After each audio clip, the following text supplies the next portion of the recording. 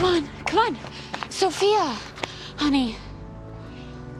Oh, what is mommy feeding you? Oh, nice. Give our daughter a weight complex. You have a weight complex. Yes. Let's go inside. Though I walk in the midst of trouble, you preserve my life. You stretch out your hand against the anger of my foes. With your right hand, you save me. The word of the Lord. Thanks be to God. Body of Christ. Body of Christ. Amen. The body of Christ. The blood of Christ. Amen.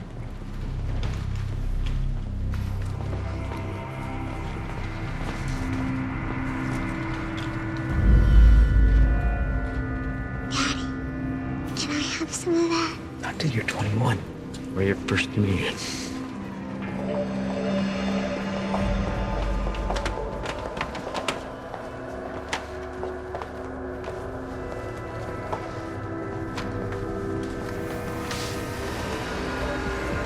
Mommy, Okay, I'm taking this away from you. Okay. Now is not the time to play. After communion, we talk to Jesus. I don't want to talk to Jesus. Well, try. Listen, I know it's hard, but if you really try. Oh, it's a really fun. Honey? Honey?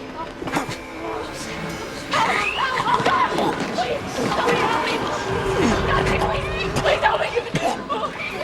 Please help me! Is anyone a doctor? Call 911! Oh, wait! Now! Come here!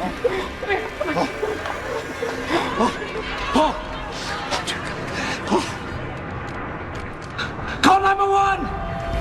This is Captain Paul Collins. He's the third victim in 2 weeks in Providence, Rhode Island. Captain. Yeah, he just returned home 2 weeks ago from his 4th tour in Iraq. He's a decorated war hero. Was he targeted because he's in the military? No, just like the first 2 victims, he was targeted because he was convenient. He was killed at a church during an early service. Neck was cut open, severed the carotid artery, bled out in a matter of moments. Right in front of his daughter. Murder in a church is highly symbolic. Is there a religious agenda involved? The detective on the case, Jake Moreland, ruled that out because of the first 2 victims. The first victim, Mike O'Donnell, was found under a sink in the men's room at a restaurant. What kind of restaurant? Local place, white tablecloths, and jug wine. The second victim, Karen LaGrassa, was killed at a laundromat. All 3 had their throats slashed. Aside from MO, the victimology is all over the place.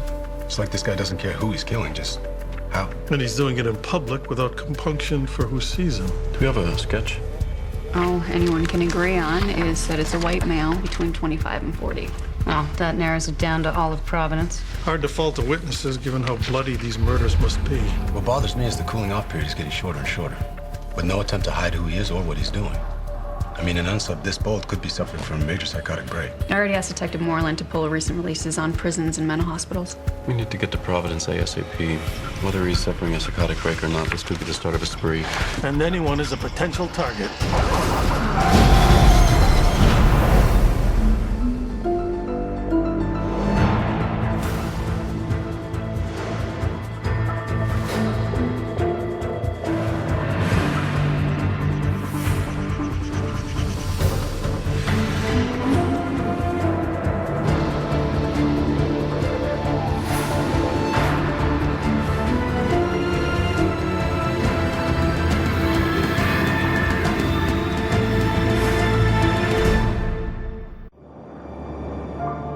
Show me a hero, and I will write you a tragedy. F. Scott Fitzgerald. Why is he using a knife? Guns assure the highest number of fatalities. If all he's interested in is quantity, he could be doing this more efficiently. He could be training. Spree killers often do dry runs before they start their rampage. But spree killers have lost control by the time they begin. They're always male. If they don't fall in the school shooter category, they're older, 40s or 50s, socially isolated. The stressor is usually the dissolution of their last social outlet. George Henry was inspired by James Huberty. Between the 2 of them, they shot 43 people at fast food restaurants. Well, if he's practicing for his mass murder, he's definitely getting bolder about it. And bloodier. Right now, the shock and awe of the bloodletting seems to be what he's going for, but soon that won't be enough. That makes sense with regards to his fantasy life. If he is planning something big, he'll spend his day dreaming of it, getting back at slights, both real and imagined. Without a specific target victim, we need to concentrate on the crime scenes and see what they tell us. Prentice, you take the laundromat. I'll have Detective Moreland meet you there. I'd like to take a look at the church if you don't mind. Good. JJ, you and Morgan interview Captain Collins' wife. She got the best look at the unsub, see what she remembers. Reed and I'll run point from the police station.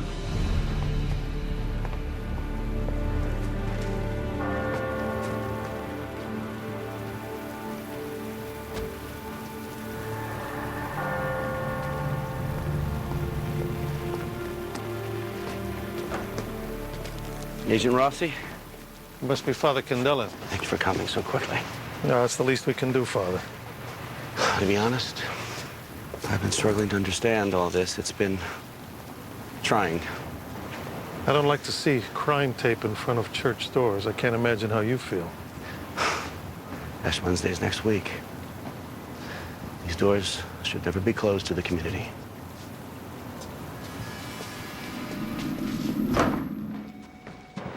To be honest, Agent Hodgson, when they told me BAU was coming, I expected more than 2 agents. The rest of the agents went straight to the crime scenes.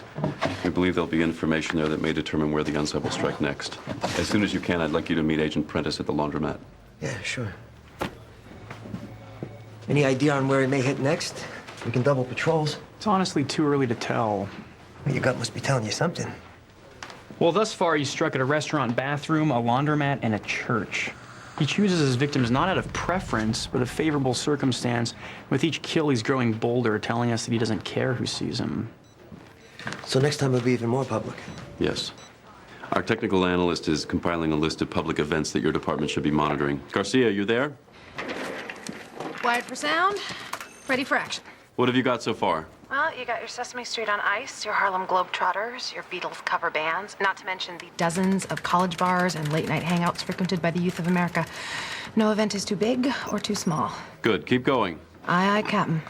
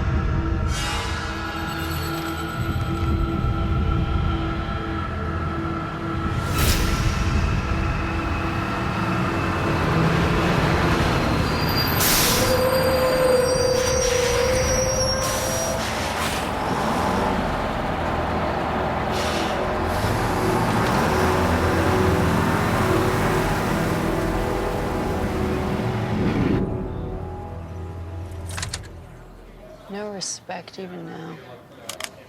I do the talking. No comment, no comment, no comment. What's the FBI's involvement in the investigation of the murder of Captain Collins? No comment.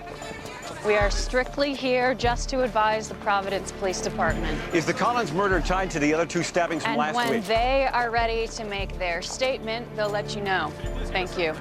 They've been out there all day. So my friends wouldn't come by on the 6 o'clock news. Your husband's a hero. Unfortunately, the circumstances of his death has caused this to be a media circus. Oh, you think they'd chill a little? Hey! What did I tell you, Sophia? Get away from the window. Are we going to be on TV? Not if I can help it. Go in your room and play. I'll be there in a sec.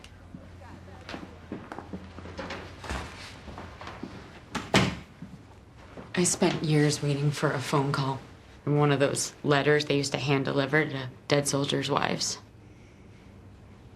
They want to know if I want to bury Paul at Arlington, but I don't have...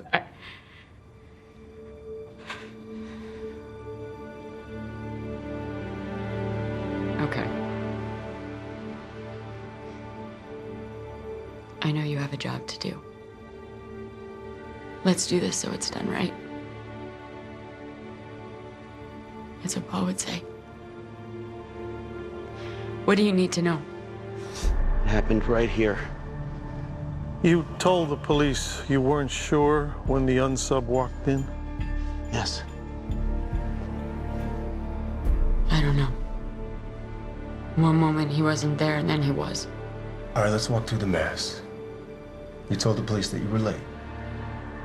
They came in during the first reading. You know most of your parishioners on site? Yes. But not the unsub, right? No. And I don't know how I could have missed him. You know the Collins family personally, right? Oh, of course. I mean, Paul, he grew up at this school. Whenever he came home, he made sure to come to Mass. And they sat there in the back so as not to disturb the Mass. Yes. Once they were settled, could you see them? No. Then let yourself off the hook, Father. If you couldn't see the Collins family, you couldn't see the killer. No. But he was definitely there by communion. Yes. Not before. I don't remember. All right. Meg, we can take a break if you need to take a break.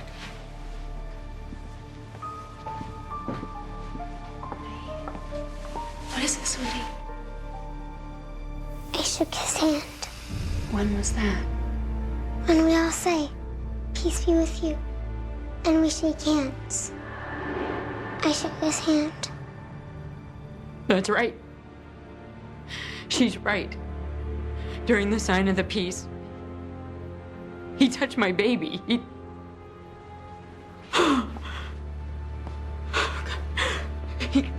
He touched my baby. Meg, I know this is difficult, but I want you to try and focus. Okay, stay with me. I need you to tell me what happened during communion. We all got up. Who got out first, Paul? Yes. But he let me and Sophia go first. Paul always goes last. We took communion and we went back and we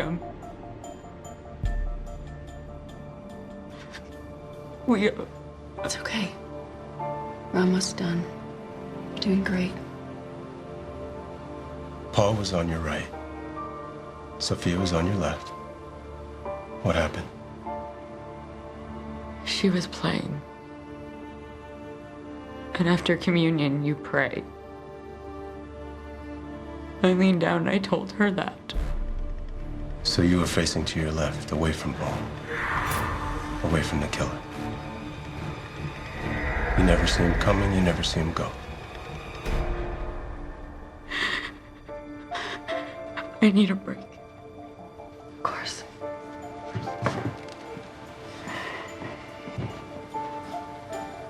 I want to stay here. Meg might recall more, and even if she doesn't, what she's going through. What's wrong?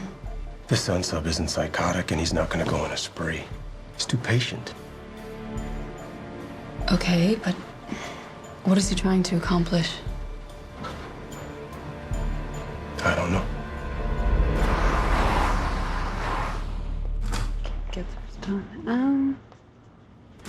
All right, I'm folding. I don't hear you approaching. You always talk to yourself? Good. If these machines were on, I definitely wouldn't hear you come up behind me. Jake Morrow, Providence PD. Emily Prentice. Great. Can you do that again? Sure. Okay. You come in through the back door, slash my throat, walk out. There's no cameras inside or outside of the building. Same was true for all the crime scenes. Which means you're smart enough to plan for that in your attacks. But careless enough to drop a knife 10 feet after I cut you. But you didn't leave any fingerprints. You did that at all 3 crime scenes. Mass murderers and spree killers, they often fetishize their weapons, but this guy discards his. Why? Well, he can get a new knife anytime he wants. Carry these at Army Navy stores. Could be a scare tactic. How so? Americans typically are more terrified by the presence of a knife than a gun. Most rape victims, for instance, they're more likely to scream out for help if they see a gun, whereas they'll comply if they see a blade. So, victimology and murder weapon are important. This guy, what does that leave? What is he attacking? The crime scene itself. Did you see the sign outside when this place was established? 1967. The same as the restaurant, second-generation Italian. Everyone in the neighborhood eats there. You know, St. Alvina's was built at the